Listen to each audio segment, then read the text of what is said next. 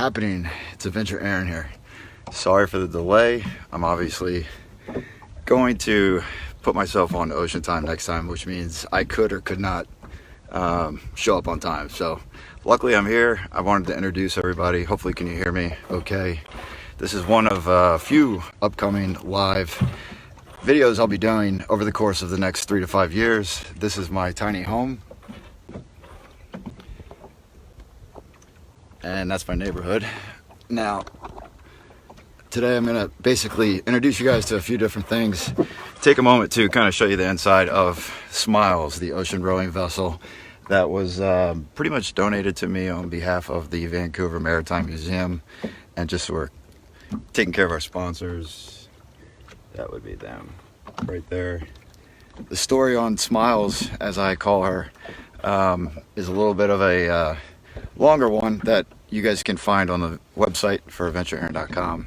But today I am on a quest to do what I've been doing for the past 4 months now, training, and with a good understanding of a gentleman in this area called Walter Anderson. And for those of you who do not know him, he was pretty much an artist from Ocean Springs, Mississippi, which is back that way about 5 miles from where I'm at now. And he would row every day to these islands, right? I don't know if you can see them. Right there, which is about 6.5 miles. Hey Lena, how are you? Can you hear me?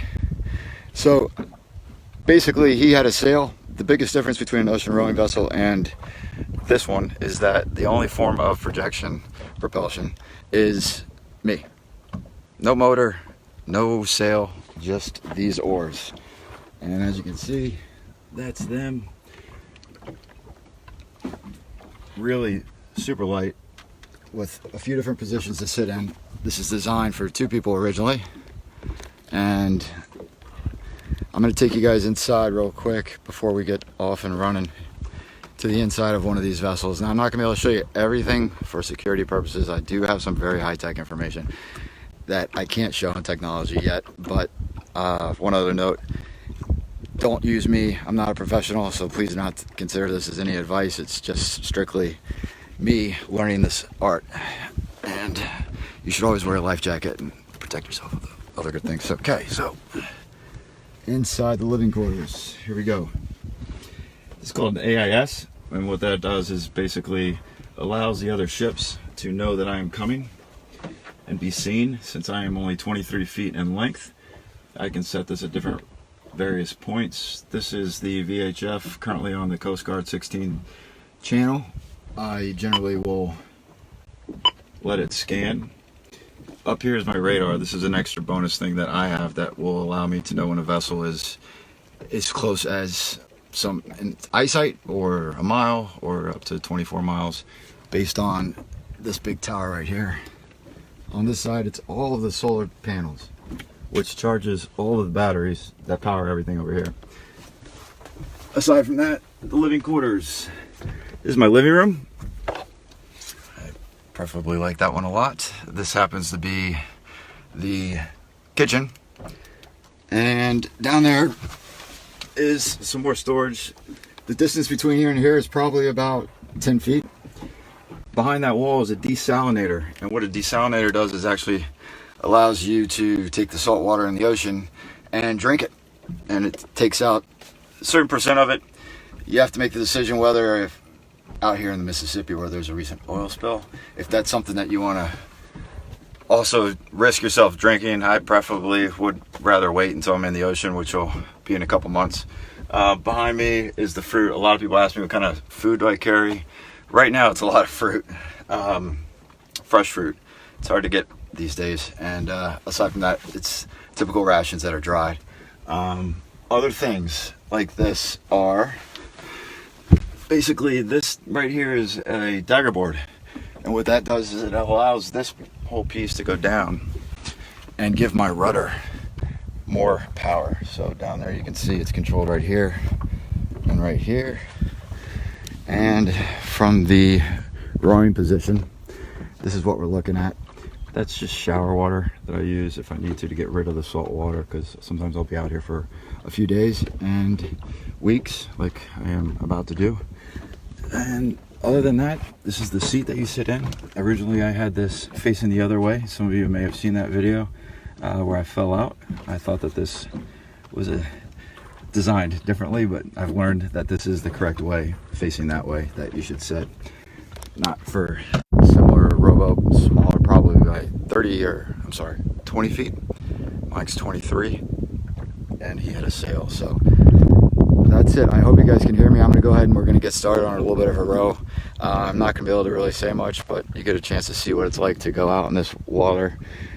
Today the conditions are, so basically with a rowboat, it's all current based, wind based, which is usually current, depending on the water. So out here in Mississippi Sound, and this is the technically Mississippi Sound, but it is considered the Gulf by other people. I have to go on the wind. If the wind is more than 8 to 10 knots, it's almost impossible for me to power through it and row. If I do, I'd have to stay on the oars at all times, which is generally the case anyway, because it's never been ideal conditions with the southwest winds coming in with the warm weather at this time of the year, whereas in January it would be the opposite and it would take me right to Horn and sail me back. But basically that's about 6 miles, and the only way to get there is to really, we're at about probably a 5 knot headwind from the, that's going to be southeast. And normally I have instruments that dictate a lot of that for me, but I'm not going to use those today because I need to conserve some power. So we're going to give it a go. If it gets too windy, I may just cut it. If the connection's bad, this is kind of a test for me to test all those things. So I just appreciate you guys following along and being back on this Facebook page, and look forward to doing a couple more of these as we go. So thanks for showing up today, and this will be posted live for a while on the page itself. So let's give it a go.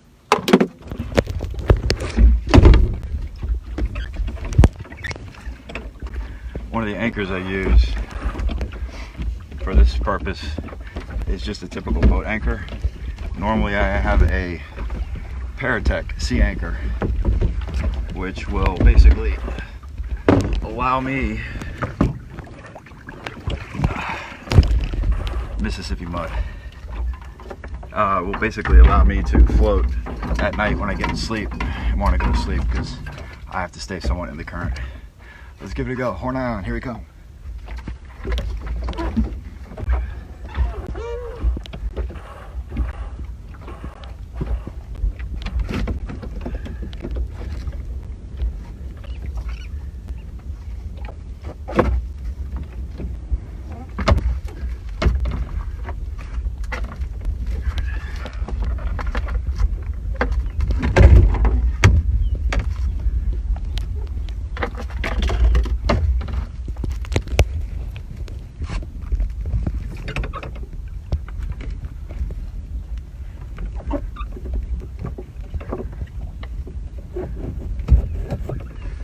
Definitely got a headwind picking up to about, it looks like 6.8.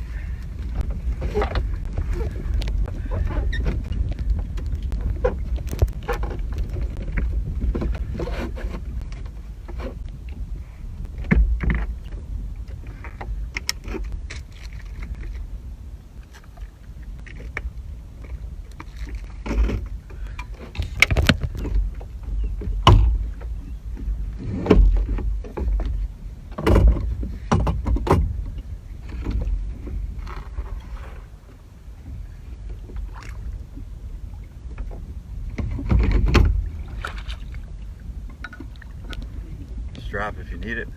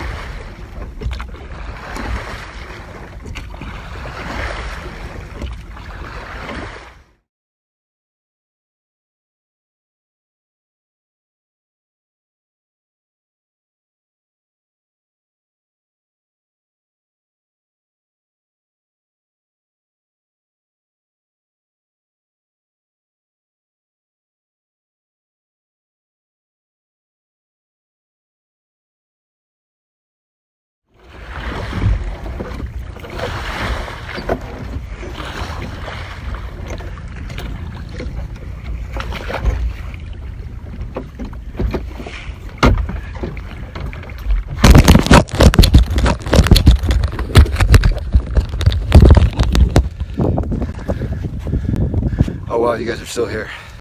All right, I'm gonna give you guys a different angle. Thanks for following. I'll have a lot more details on the next couple of these, but this is just really a test to see how much service I can get while I'm streaming and planning for the ocean trek. Behind me is the area we just came from. Sorry, it's a little windy. Where we just came from. Ocean Springs, for most people, would ring a bell. Behind me, that way, you can see is Horn Island, one of many that I'll be going to over the next few days while training again. So